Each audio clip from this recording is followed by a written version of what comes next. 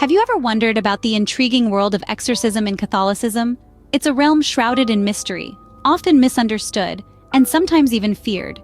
Yet it's an integral part of the Catholic faith, a sacramental act designed to cast out the demonic and restore the divine. Exorcism, as we know it today, is steeped in centuries of tradition, faith, and spiritual warfare. But what does it truly entail? Contrary to popular belief, it's not all about spinning heads and pea soup. In reality, it's a solemn rite, carried out with careful precision, deep reverence, and an unwavering belief in the power of good over evil. The Church, with its rich history and profound understanding of the spiritual realm, has always approached exorcism with caution. It's a last resort, undertaken only when all other explanations for a person's affliction have been ruled out. And it's not performed by just anyone. Rather, it's carried out by a select few, those who have been specifically trained and appointed by the Church. In the next few scenes, we'll be exploring the history of exorcism in Catholicism, the sacramental act itself, the process it involves, and some of the most famous cases. We'll delve into the Church's perspective, dispel common myths, and shed light on the realities of this extraordinary rite. So, if you've ever been curious about the enigma of exorcism, or if you're simply interested in understanding more about this fascinating aspect of the Catholic faith, stick around. There's much to learn, and perhaps even a few surprises along the way. Join us as we delve into the fascinating history of exorcism in the Catholic Church. Exorcism in Catholicism has a rich and complex history. As far back as the New Testament, we see references to Jesus driving out evil spirits from individuals. This marked the beginning of the Church's long-standing tradition of exorcism. The early Catholic Church continued this practice, viewing it as an important part of their spiritual warfare against demonic forces.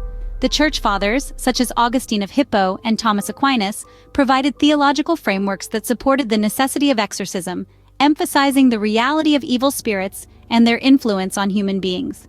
However, the practice of exorcism was not formalized until the late 16th century. The Council of Trent, an important religious gathering that sought to clarify Catholic doctrine, led to the establishment of the Roman ritual. This was a comprehensive guide for conducting various sacraments and rites, including exorcism. Within this Roman ritual, the rite of exorcism was outlined in detail.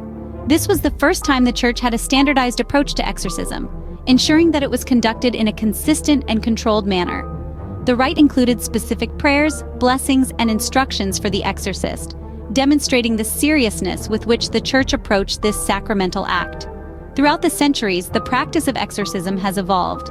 In the 20th century, the Church revisited the rite, making some modifications in light of modern understandings of psychology and mental health. Despite these changes, the core belief in the power of Christ to overcome evil remains at the heart of the rite. Exorcism continues to be a part of the Catholic Church today, with a small number of priests around the world specifically trained as exorcists. These individuals are called upon when there is a belief that a person may be suffering from demonic possession. From its early beginnings to the present day, exorcism remains an integral part of Catholicism. Its history reflects the Church's ongoing commitment to spiritual warfare and its belief in the power of Christ to overcome the forces of evil. Exorcism in Catholicism is not a spectacle or a performance, but a sacramental act. This profound statement leads us into the heart of what exorcism really means in the Catholic Church. To understand this, we must first grasp the concept of sacraments in Catholicism. Sacraments are visible signs of God's grace, instituted by Christ, that provide a unique way for us to participate in God's life and love. They are the channels through which divine life flows into us, transforming us from within. There are 7 sacraments in the Catholic Church: baptism, confirmation, Eucharist, penance, anointing of the sick, holy orders, and matrimony. Each one of these sacraments signifies a particular grace and spiritual reality. So, where does exorcism fit into this framework? Well, exorcism is considered a sacramental, not a sacrament. While sacraments are instituted by Christ, sacramentals are instituted by the Church. Sacramentals prepare us to receive grace and dispose us to cooperate with it. They involve things, actions, and blessings that the Church uses after the manner of sacraments to achieve through the merits of the faithful, effects, especially spiritual ones. Exorcism, therefore, is a sacramental act that prepares a person to receive grace, or that helps a person to cooperate with grace.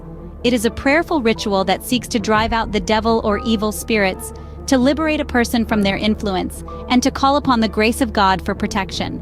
Let's delve deeper into the purpose and significance of exorcism as a sacramental act. The purpose of an exorcism is to free a person from demonic possession or influence, to liberate them from the chains of the devil. The act of exorcism is a powerful affirmation of one's faith in God, a declaration of belief in his power to overcome evil. The significance of exorcism lies in its demonstration of God's love and mercy. It shows that God does not abandon us in our struggles, but comes to our aid, freeing us from the clutches of evil. The act of exorcism reaffirms the power of God over evil. It is a reminder that God is stronger than any evil force, and that with faith we can overcome the darkest corners of our lives. As a sacramental act, exorcism reaffirms the power of God over evil. The process of exorcism is both spiritual and procedural. In the Catholic tradition, the process of exorcism involves a series of steps, starting with an initial assessment. This is a crucial phase, where the Church investigates whether there is indeed a case of demonic possession, or if the symptoms can be attributed to psychological or medical conditions. It's important to note that the Church takes a cautious approach to this, understanding the grave implications of declaring a possession.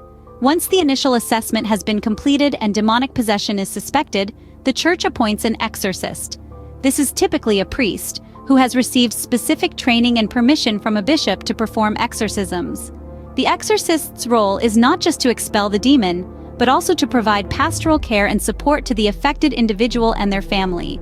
The actual ritual of exorcism involves prayers, blessings, and invocations.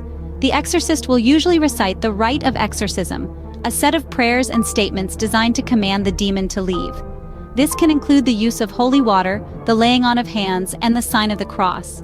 These elements serve as physical manifestations of spiritual power and help to reinforce the authority of the exorcist and the Church. But it's not just about the ritual itself. The process of exorcism requires a deep and unwavering faith. The exorcist, the afflicted individual, and all those involved must believe in the power of God to overcome evil. This faith is not a one-time act, but a continuous commitment, a spiritual perseverance that can be as crucial as the exorcism rite itself. The exorcism process can be a long and challenging journey, often involving multiple sessions over weeks, months, or even years. But throughout this journey, the Church's commitment remains steadfast, providing spiritual guidance, pastoral care, and a beacon of hope for those grappling with the shadows of evil. The process of exorcism is a testament to the enduring battle between good and evil. Throughout history, there have been numerous cases of exorcism that have captivated the public's attention. One of the most notorious cases is that of Anneliese Michel, a young German woman who underwent 67 exorcisms over a period of 10 months. The chilling audio recordings of these sessions reveal a tormented soul, speaking in voices that were not her own. Tragically, Anneliese's story ended in her untimely death, a controversy that led to a criminal trial and ignited worldwide debate over the practice of exorcism.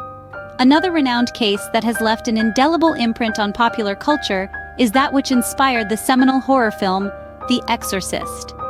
This case revolved around a 14-year-old boy known by the pseudonym Roland Doe. In the late 1940s, Roland's family sought the help of Jesuit priests after the boy displayed disturbing and inexplicable behavior.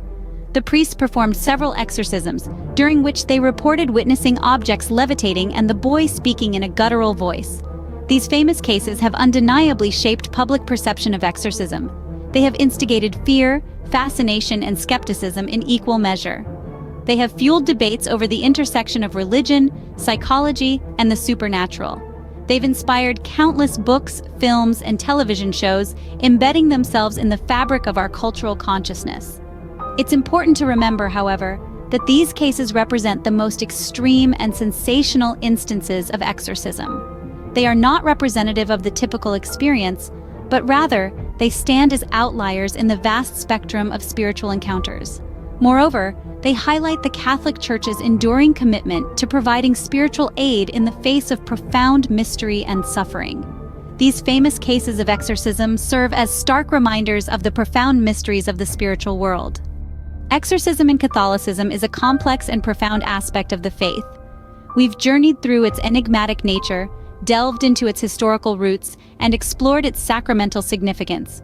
We've walked through the meticulous process and even ventured into some renowned cases. This journey underscores the necessity of understanding exorcism not as a spectacle, but in its proper religious and historical context. In the end, exorcism in Catholicism is a testament to the power of faith and the eternal struggle between good and evil.